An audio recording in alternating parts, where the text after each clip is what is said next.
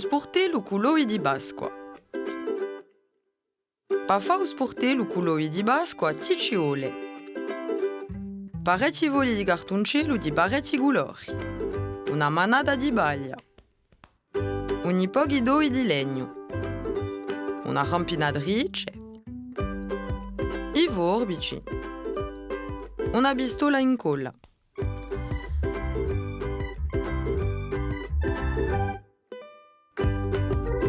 Taglia e strisciula in la carta verde e a rosolina.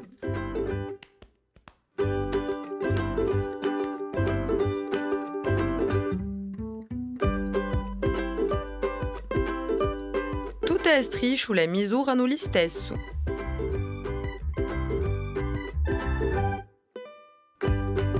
Aggancia le strisciule di due colori con rampinatrice da fare stelle.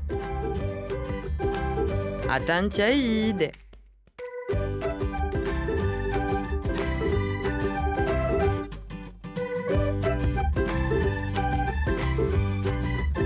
Fa lo stesso con le strisciule gialle e violette.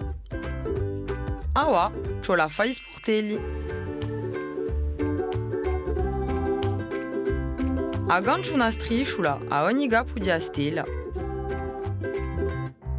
Una dopo l'altra, in tondo.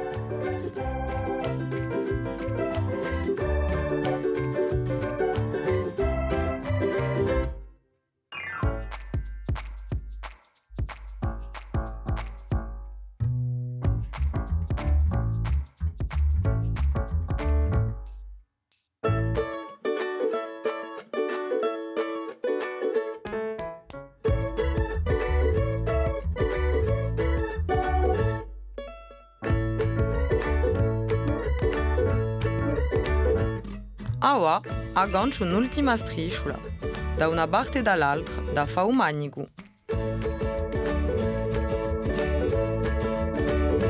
Per compiere, metta la baglia e l'oi in uno sportello. Ah va, tocca a te!